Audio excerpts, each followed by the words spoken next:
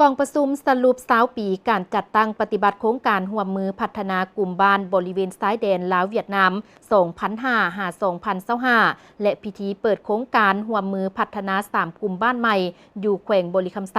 แขวงคำมวนและแขวงอัตตปือได้จัดขึ้นในวันที่18 พฤศจิกายน 2025 นี้อยู่ที่แขวงคำมวนโดยการเป็นประธานร่วมของสหายพลโทสายใจกรมสิทธิ์รองรัฐมนตรีกระทรวงป้องกันประเทศหัวหน้ากลุ่มใหญ่เสนาธิการกองทัพประชาชนลาวทั้งเป็นหัวหน้าคณะที่นำโครงการร่วมมือพัฒนากลุ่มบ้านเรียบตามชายแดนลาวเวียดนามและสหายพลเอกเวียนเตินเกือง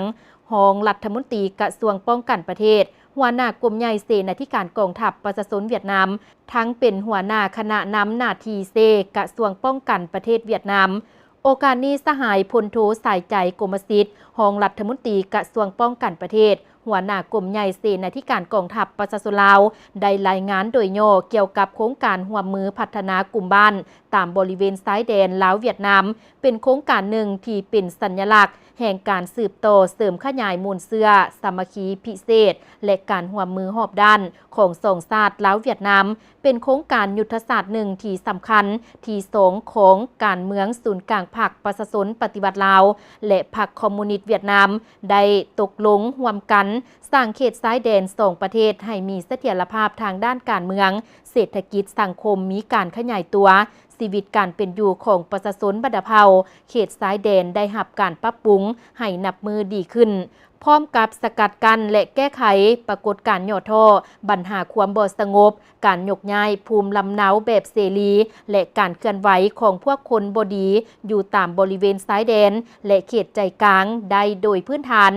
ผ่านมาโครงการดังกล่าวได้ร่วมมือกันพัฒนามาแล้ว17 กลุ่มบ้านและบูรณะซ่อมแปลงคืน13 กลุ่มบ้านนอนใน15 เมือง9แขวงในทั่วประเทศคือแขวงหัวพันมี4 กลุ่มบ้านแขวงเสียงขวาง4 กลุ่มบ้านแขวงไซสมบูรณ์2 กลุ่มบ้านแขวงบริคำไซ1 กลุ่มบ้านแขวงจับปะซัก1 กลุ่มบ้านแขวงเสกอง1 กลุ่มบ้านแขวงอัตตปือ1 กลุ่มบ้านคือกลุ่มบ้านวังตัดเมืองซานไซแขวงหลวงพระบางกลุ่มบ้านและแขวงพงศลีมี2 กลุ่มบ้านผ่านการจัดตั้งปฏิบัติโครงการร่วมมือพัฒนากลุ่มบ้านในระยะ20 ปีผ่านมาแม่นเฮ็ดให้ชีวิตการเป็นอยู่ของประชาชนดีขึ้นประชาชนบัดเผาได้รับการศึกษาอบรมและมีความเข้าใจต่อแนวทางแผนนโยบายกฎหมายของภาคของรัฐและแผนพัฒนาเศรษฐกิจสังคมของรัฐบาลมีความเชื่อมั่นต่อการนำพาของภาครัฐนับมือสูงขึ้น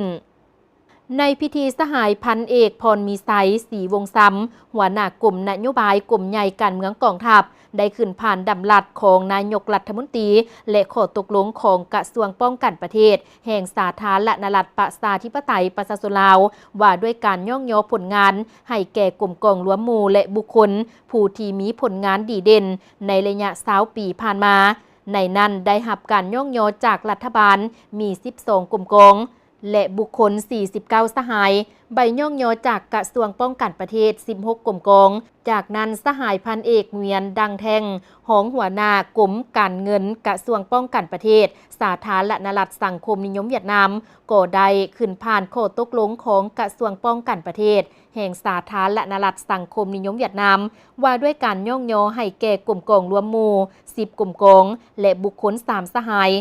โอกาสเดียวกันนี้ขณะที่นำโครงการร่วมมือพัฒนากลุ่มบ้านเรียบตามชายแดนลาวเวียดนามกระทรวงป้องกันประเทศแห่งสาธารณรัฐประชาธิปไตยประชาชนลาวและคณะที่นำหน้าที่เซกระทรวงป้องกันประเทศแห่งสาธารณรัฐสังคมนิยมเวียดนามพร้อมด้วยภาคส่วนที่เกี่ยวข้องได้เข้าร่วมพิธีเปิดโครงการร่วมมือพัฒนา3 กลุ่มบ้านใหม่เพื่อเป็นการเสริมขยายผลสำเร็จในการก่อสร้างกลุ่มบ้านในระยะ20 ปีผ่านมารัฐบาล2 ประเทศลาวเวียดนามลาวได้เห็นดีตกลงพันขยายร่วมมือก่อสร้าง3 กลุ่มบ้านใหม่คือกลุ่มบ้านเมืองจำพรแขวงบริคำไซ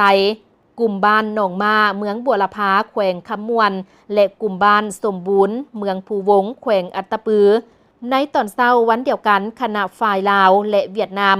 ก็ได้นำเอากระตาดอกไม้ไปวางอยู่อนุสรณ์สถานประธานไก่สนพรหมิหารและประธานสุภานุวงศ์ผู้นำที่เสนเคารพหักของปวงชนลาวทั้งชาติ อยู่ที่แขวงคำมวนตื่มอีกจุดประสงค์ในการพัฒนากลุ่มบ้าน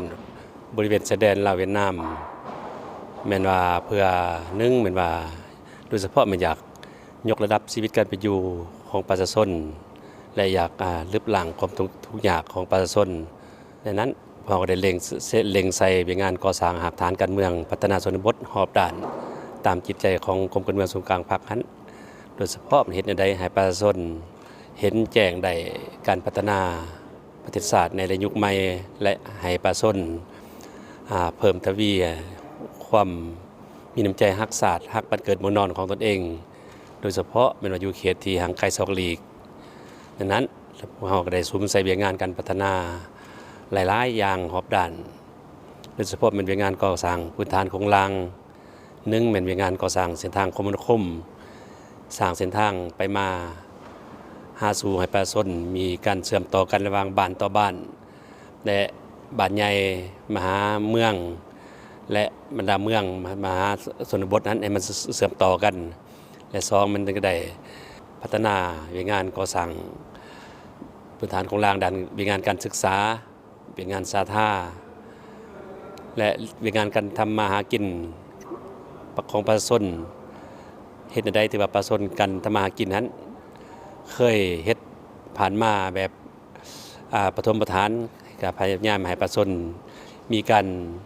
แบบเฮ็ดกันพัฒนาเศรษฐกิจแบบใหม่เฮ็ดกิจกรรมแบบใหม่โดยเฉพาะแม่นการปลูกการเลี้ยงเฮ็ดอันใดให้เพิ่มกันผลผลิตนั้นให้เขาได้